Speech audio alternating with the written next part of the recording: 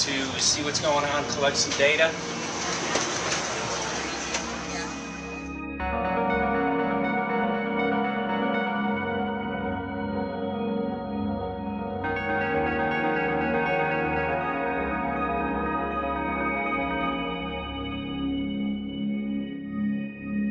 We thank you for having fun with us. Hope you enjoyed the trip. Have a great vacation and welcome home if you're lucky enough to live here. Thank you.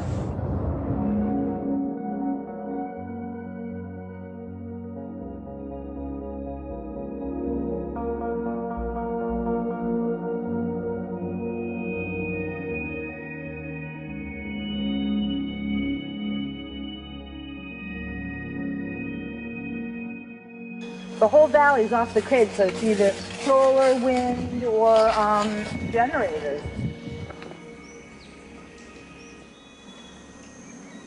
Look at this, man. Yeah, the mind can't even conceive of a dream of this. Right. Yeah, right. Even coming here, and one would never think, you know, in paradise that it's getting destroyed. And they're doing it island style. They do it off the island, right? They do it off the island, so they don't, you know, you don't see the chemtrail airplane. The theory is that they're spraying the ocean, offshore, and it's coming in on the... And it's coming in. Now these are coming from the west. They're also spraying on both sides today. A lot of this stuff is actually chemtrails coming this direction. There's material that's blocking. We should be able to see to the horizon, you know, where the Earth curves, because we're high enough and we have the ocean, right? So we should be able to see. We should be able to see the Big Island. It's only 30 miles away. And you can see it's not a blue sky behind it. That's the key. It's all, you know, has that kind of weird looking blue, like silver blue, I call it. And this is a nice day. You know, there's no more blue sky. The night, we're gonna look at the stars at night, and it's like, you'll see, you can count them. There's so few stars at night now. There should be hundreds of thousands of stars, and I can count the stars. There's like one here, and one planet here. It's like, you might see, some nights you'll see 100, some nights you'll see 10. This is what concerns me, this kind of stuff right here. It's just soft. Okay. This just comes right off, this bark. That's not natural. For I've seen hundreds of thousands of coconuts and I've never seen it falling apart like that. Look at this, you guys. I've never seen anything like this. I used to trim trees all the time in the Big Island. I've never seen anything like that. That's why I'm concerned. Not an easy task that you have here on the island. I could see the skepticism because it is so far beyond anybody's reality.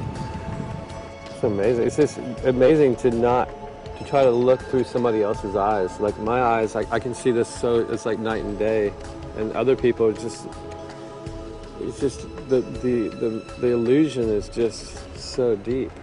What do you think would happen if everybody awakened to what was going on and what the plans were of geoengineers? I think they'd have a revolution in Hawaii. If people really understood what was going on. What's your concern for, I know that you love the land here. What's your concern about the chemtrails? Well, that we won't be able to live here and grow our own food. And that our health is going to be compromised. You think it already has been? Yes. And the thing is that they're doing it every day here, every day. So it's hammering, micro doses every day. And then, of course, it's getting in the environment, and of course, it's weakening the plants. And it takes a couple years for this to actually weaken the plant. So we're asking for GMO taro. We're asking for GMO papaya because we can't grow our natural seeds. We can't be sustainable. We can't truly, you know, be here as God created us to be. So my friend convinced me to do a hair analysis on my daughter. So we went ahead and cut close to her scalp and got some really recently grown hair and sent it in. I was just sure that my daughter's hair was going to be so clean with the lifestyle that we live. And lo and behold, it came back and her levels were really high in aluminum. This is the chart here. This is the reference range, and this is where my daughter is, 23.1. Aluminum, The skies are covered with a white mist, and I look up at night anymore and I don't see the deep, dense stars that I used to, and I can't help but think this obviously has something to do with my daughter's health. I don't know where else these heavy metals are coming from. Yeah, I mean, look how old she is. Yeah. She's been isolated here. Here, and she's... Here. Anybody looking at the situation would be like, this is paradise. This child should be like superhuman. Organic farm. And here you are getting all this heavy metal stuff. And She has highest level aluminum on the chart. Never had a vaccine either. Folks, these people are playing God. They are playing God. They're manipulating the weather, and they're spraying stuff into the sky. They are trying to geoengineer everything, including your plants and trees and your ocean. Well, tonight, we're just hoping that instead of not looking at it, you'll start looking into it, because I really believe from the bottom of my heart that we are in a real crisis. I really do. They are proposing dumping 10 to 20 million tons of aluminum into the upper atmosphere. What does aluminum do? It changes the pH of soils, which is toxic to plant life. Also, it's very toxic to human health. Are they doing it? Well, let me tell you about my experience and what we found. We have much evidence that not only suggests, but I believe prove that they are happening. Jeff, what's going on? And as I promised, we're joined right now by a very special guest, Michael J. Murphy, currently on location in Hawaii. He's working on a documentary film called What in the World Are They Spraying? Michael, welcome to the program. Great to speak with you today.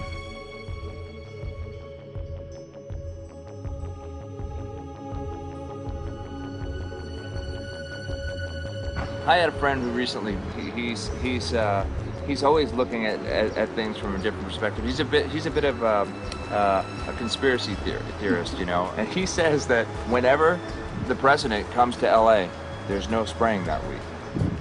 Could you have a better place for an interview? I mean, look. Well, this is being done over our farms and over our things. So basically, they want to eliminate our ability to eat organic food, have clean water.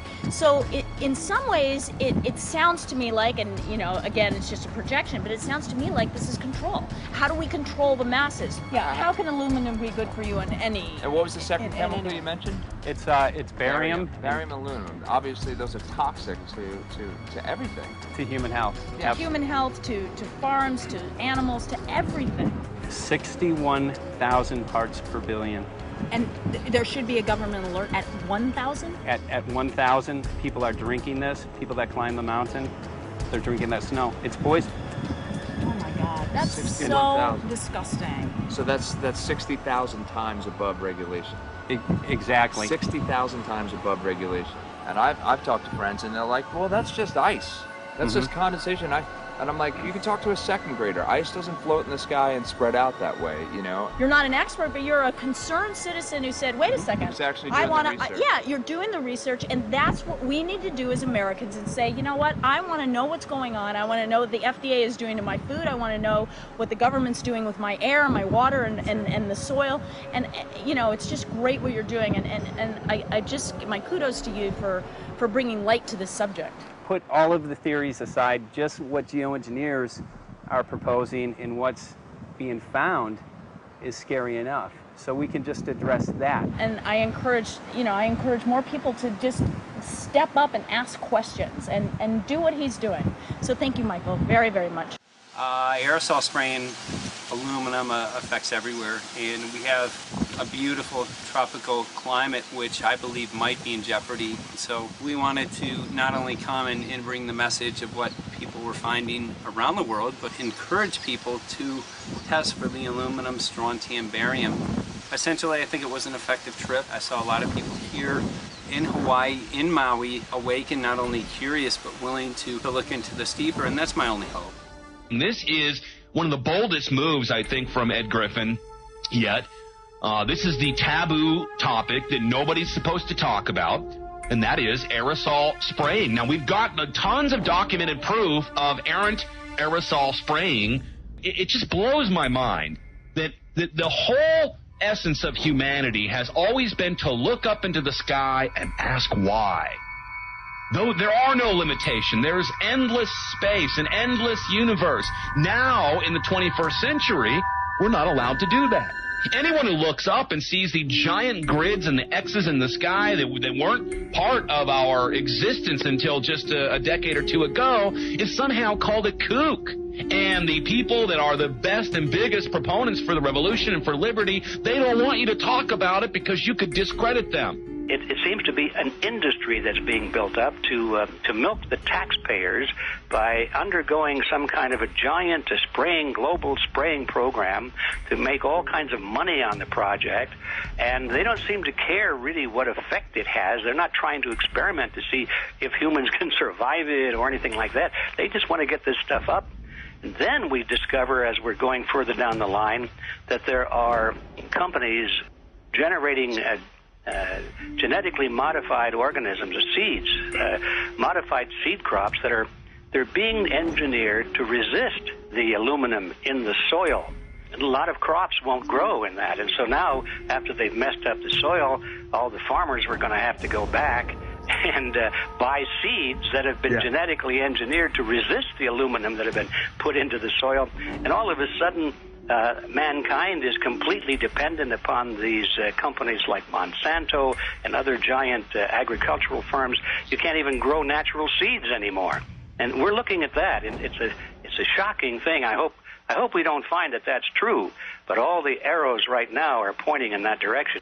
We get into cost-benefit analysis here because there's also HARP could be involved in this. Geoengineering, as you guys mentioned, which is documented heavily in Dennis Kucinich's bill, that is the Space Preservation Act, which, by the way, I don't think got through Congress. And then Kay Bailout, as we call her here, Kay Bailey Hutchinson, also put together some legislation in order to qualify geoengineering, which, again, is supposed to save us all from global warming. But it is cost-benefit analysis because they can benefit on so many different levels. Ed, that's how they do everything, isn't it? That's right. And, you know, there's an old adage, if you just follow the dollar, follow the buck, you get to the source of the problem.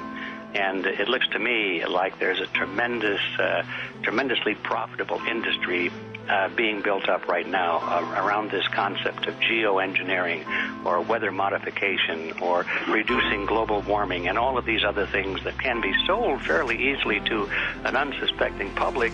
They all say, oh, well, that's good. We don't want global warming, you know. And so they put up with this, and they don't question, they don't criticize. But behind the scenes, you see a whole industry being built up, which is, as I say, tremendously profitable. And the money for all of that is coming from the taxpayers. And it's a scam is basically what it is. We're just focusing on the one area that is real easy to prove. There's no speculation in the area that we're going into. They definitely are doing this geoengineering. They definitely are talking about it. They're working up formulas for it. They're putting together strategies for it. They've got funding for it. Everything is in place. We don't even have to go into those other areas to make the case. Okay, let them believe that, but at least they must understand that there's no question that they're talking about it and planning to do it. And so shouldn't they be equally alarmed about what they're going to do if it can be shown that barium and aluminum and some of these other toxic metals are very destructive to the planet and destructive to human health? Isn't that enough? You know, how many issues do we need to crank into this? And so, you know, if you're going to kill the planet and kill the population, do we need any other reason to be alarmed? What in the world are they spraying? Thank God people are asking this question. That's all we want. We just want to be able to ask these questions. Our good friend G. Edward Griffin, all these years, Mike Murphy and Paul Wittenberg are doing this great effort with your help. This is a community effort to get people real information. What in the world are they spraying? Any final quick comments before we're out of time? And my only final thought is that we asked the question, what in the world are they spraying? And we now know what it is. And folks, you're not going to like it.